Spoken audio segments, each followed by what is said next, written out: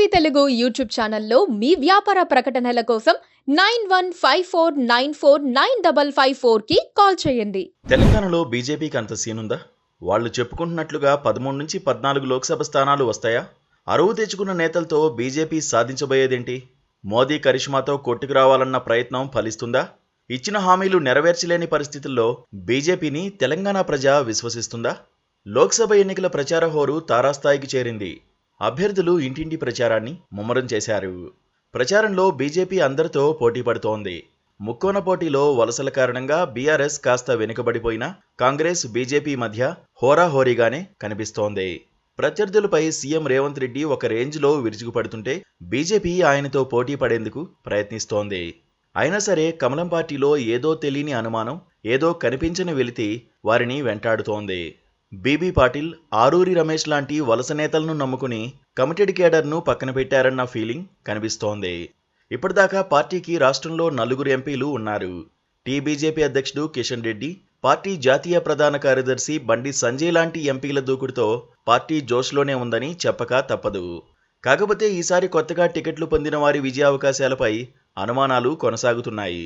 ఖమ్మంలో తాండ్ర వినోద్ రావు తాజాగా రాజకీయాల్లో చేరి ఎన్నికల్లో పోటీ చేస్తున్నప్పటికీ ఆయనకున్న ఆర్ఎస్ఎస్ బ్యాక్గ్రౌండ్తో వినోద్ ఒక్కరే నెగ్గుకు రాగలరన్న నమ్మకం కలుగుతోంది. పైగా గ్రామీణ ప్రాంతాల్లో రామాలయ అంశం, సీనియర్ సిటిజన్స్ పై పనిచేస్తే వినోద్ రావు గెలిచినా ఆశ్చర్యం లేదని చెబుతున్నారు. కాకపోతే పార్టీలో ఉన్న అంతర్గత ఆధిపత్య పోరు కొన్ని కీలక నియోజకవర్గాలపై ప్రభావం చూపే అవకాశం ఉంది. అది సికింద్రాబాద్ అయినా కావచ్చు, కరీంనగర్ అయినా కావచ్చు అన్న విశ్లేషణలు వినిపిస్తున్నాయి.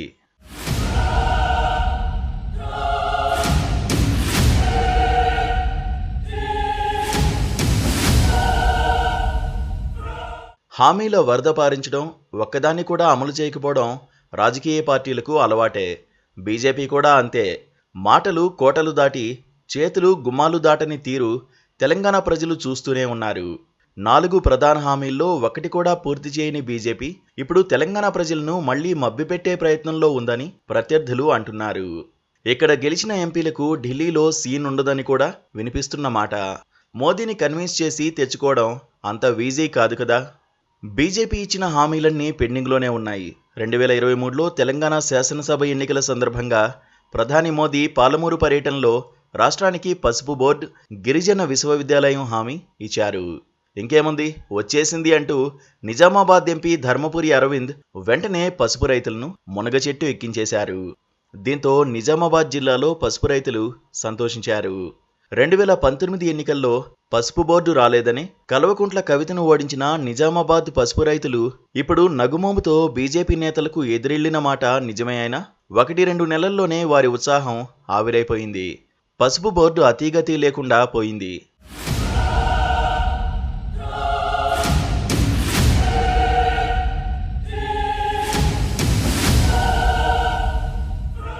అసలు పసుపు బోర్డు నిజామాబాద్లోనే పెడతామన్నారా, లేక గుజరాత్ తరలించుకుపోతున్నారా అని జనం ప్రశ్నిస్తున్నారు. ఈ దిశగా 2023లో ఇచ్చిన గెజిట్ ఏమైపోయిందని వారు నిలదీస్తున్నారు. ఇక 40 ఏళ్ల కాజీపేట కోచ్ ఫ్యాక్టరీ కల కూడా నెరవేరలేదు. ప్రధాని మోదీ స్వయంగా హామీ ఇచ్చినప్పటికీ తర్వాత దాన్ని గుజరాత్ తరలించుకుపోయారని చెబుతున్నారు. నిజానికి ఓరుగల్లు రైల్వే కోచ్ ఫ్యాక్టరీ ఏర్పాటు చేస్తామని 1980లోనే ఇందిరాగాంధీ ప్రకటించారు. 2014 నాటి విభజన చట్టం షెడ్యూల్ 13లో కూడా దాని ప్రస్తావన ఉంది. ఇటీవల దాన్ని మార్చేసి periodic wagon over hauling workshop అని, ఆ తర్వాత వ్యాగన్ రిపేర్ సెంటర్ అని, వ్యాగన్ మ్యానుఫ్యాక్చరింగ్ సెంటర్ అని చెబుతూ అయోమయానికి గురిచేసి వదిలేశారు. ఆదిలాబాద్ సిమెంట్ ఫ్యాక్టరీని తిరిగి తెరిపిస్తామని స్థానిక బీజేపీ నేతలిచ్చిన హామీ కూడా బుట్టదాఖలైంది. 2023 అసెంబ్లీ ఎన్నికల ముందు అమిత్ షా పర్యటన సందర్భంగా సిమెంట్ ఫ్యాక్టరీకి సంబంధించి వెలిసిన పోస్టర్లను బీజేపీ వారే వేయించారని చెప్పుకున్నారు. అయితే 1996లో మూతపడిన ఫ్యాక్టరీ పునఃప్రారంభానికి మాత్రం నోచుకోలేదు. ఒక హామీని మాత్రం కేంద్ర ప్రభుత్వం పాక్షికంగా అమలు చేసిందని ఒప్పుకోవచ్చు. ములుగు గిరిజన విశ్వవిద్యాలయాన్ని తాత్కాలిక భవనాల్లో కేంద్ర మంత్రి కిషన్ రెడ్డి చేతుల మీదుగా ప్రారంభించారు. దానికి ఇంతవరకు సరైన ఫ్యాకల్టీని ఏర్పాటు చేయడంలో మాత్రం ప్రభుత్వాలు విఫలమయ్యాయి. అసెంబ్లీ ఎన్నికలకు ముందు ఎస్సీ వర్గీకరణపై తెగ హడావుడి చేసిన బీజేపీ ఇప్పుడు మాత్రం దాన్ని నత్తనడకన నడిపిస్తోంది. మందకృష్ణ మాదిగ నిర్వహించిన బహిరంగ సభలో పాల్గొన్న ప్రధాని మోదీ నాదీ హామీ అంటూ గట్టిగా భుజం తట్టినప్పటికీ ఇంతవరకు జరిగింది శూన్యమని ప్రత్యేకంగా చెప్పాల్సిన పనిలేదు.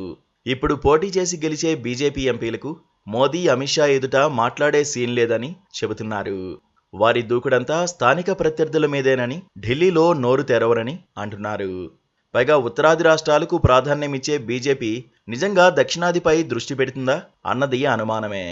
ఎన్నికల ప్రచారంలో భాగంగా ప్రధాని మోదీ వచ్చే మే నెలలో 4-5 సార్లు తెలంగాణకు వచ్చిపోయే అవకాశం ఉంది. ఇబ్బడి ముబ్బడిగా హామీలు గుప్పించే వీలు ఉంది. ఎన్నికలైపోయిన తర్వాత హామీలను మరిచిపోవడం రాజకీయ నాయకులకు అలవాటే. ఈసారి తెలంగాణ విషయంలో బీజేపీ అదే తీరును ప్రదర్శిస్తుందన్న అనుమానాలు కలుగుతున్నాయి. ఎందుకంటే గత అనుభవాలు అలాంటివి మరి.